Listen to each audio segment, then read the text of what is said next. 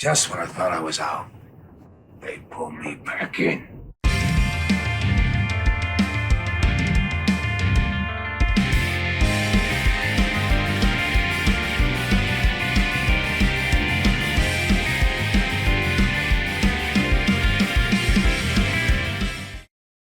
Marvel planned another gigantic X-Men crossover, dipping back into the well of the Age of Apocalypse.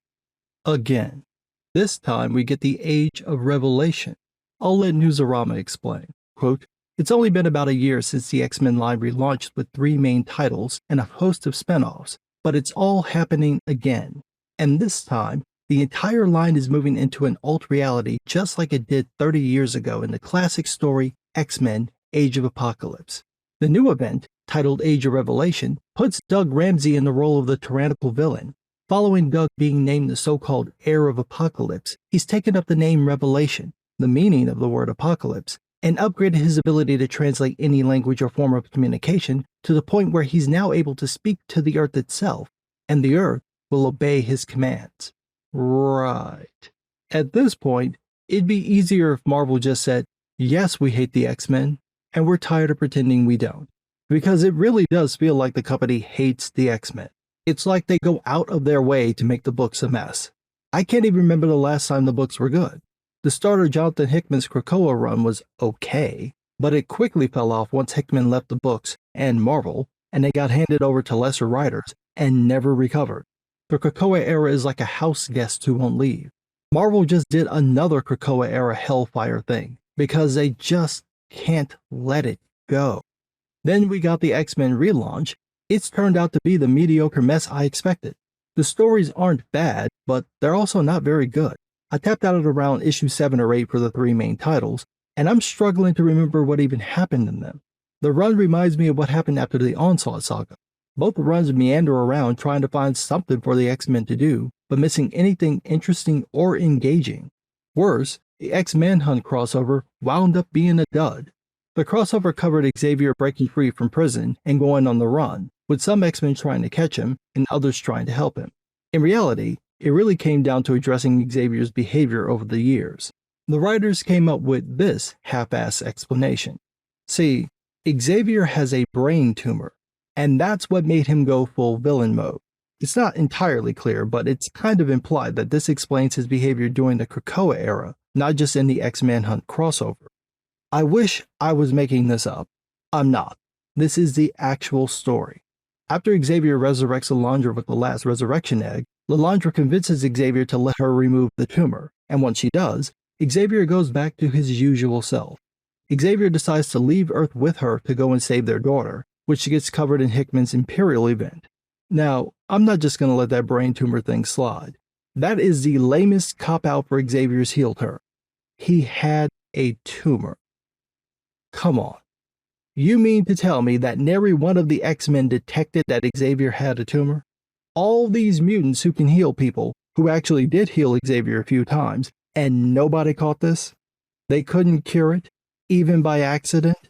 That makes 0 sense. This is what happens when a company writes themselves into a corner by following a storyline that isn't working. Had they wrapped up the Krakoa nonsense quickly, or followed Hickman's plan, or just retconned the Krakoa era, they probably could have gotten around this. But for whatever reason, Marvel really wanted to hold on to that Krakoa nonsense, so now they have to explain away Xavier's turn.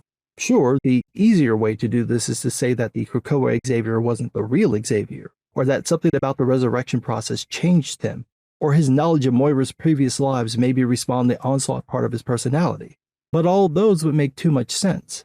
Better that it's an inexplicable brain tumor that none of the world's most powerful healers could detect or fix.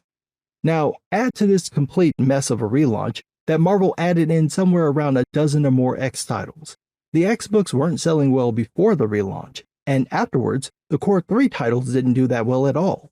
So obviously the best idea is to make more books of the thing nobody's buying instead of trying to get the 3 main books to work. Surprise! Many of those books got cancelled. But we all know that for Marvel, the umpteenth time is a charm, so for the Age of Revelation, there will be a whopping 16 books like Amazing X-Men, Unbreakable X-Men, Expatriate X-Men. These are real, Look at the screen. It's not a riff. These are the actual titles. The Last Wolverine, Binary, Cloak or Dagger, Iron and Frost, Laura Kinney Sabretooth, Long Shots, Omega Kids, Radioactive Spider-Man, Rogue Storm, Sinister Six, Undeadpool, X-Vengers, and X-Men The Book of Revelation. What did the X-Men fans do to deserve this? No other characters get treated like this. It's like Marvel is intentionally trying to make the X-books as bloated and forgettable as possible. It is actually the 30-year anniversary of Age of Apocalypse, so why not just revisit that, which they are doing with Jeff Loeb at the end of the year? Why do this thing with Doug Ramsey, of all people, and this 10-year time jump to the future?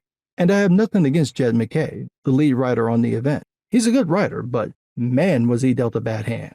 None of this has worked in his favor, but to his credit, he tries to sell the event. Quote, "Enter the Age of Revelation," says writer Jed McKay in a statement. "I'm extremely excited to be at the center of this event. We're traveling to the alien future of the Age of Revelation, where the stories unfolding in the Revelation territories and beyond will decide whether this is the dawn of a new world or the end of one. We've been exploring a whole new world, and it's been really exciting to see other creators make corners of it their own." Yeah, I don't want to see that. I already saw that with the Krakoa books. It was bad. That's it, I've got no jokes. Making fun of it would give it more credit than it deserves. It was bad. They turned the X-Men into isolationist extremists who threw annual pity parties where they wouldn't let the flatlines in out of spite. It was like Mean Girls, but lame and unquotable. And I'm still not joking. That's an accurate description of the books. Now Marvel wants to follow this up by rehashing an awesome 30-year-old storyline. Again. Actually, again. No, wait. Again, because this will be the 4th time they've done this. First, it was the Ages of Apocalypse, then the Age of X-Men, and now the Age of Revelation. I'm not counting when they go back to the actual Age of Apocalypse universe. Here's a thought, and I'm just spitballing. How about just fixing the X-Men? The books have been a mess at least since 2017. That's nearly a decade. How about fixing that problem instead of doing more crossovers? Hell, even if you do a crossover, why not do it in a handful of titles, like 4 or 5? Why 16? I don't think whatever story you're telling is so complicated that it needs 16 single issues, let alone 16 multi-issue titles. I really think the focus should be on getting the X-books back to basics. I usually hate that turn of phrase because it's so overly used. This time, it fits. The more the X-Men drift away from the classic Claremont-era character-driven stories, the worse they become. It's like the people working at Marvel forgot what made the X-Men special. Maybe they should go and read some of those Claremont stories and see why they work and try adding that back into the X-Men. But what do I know? I'm just some guy.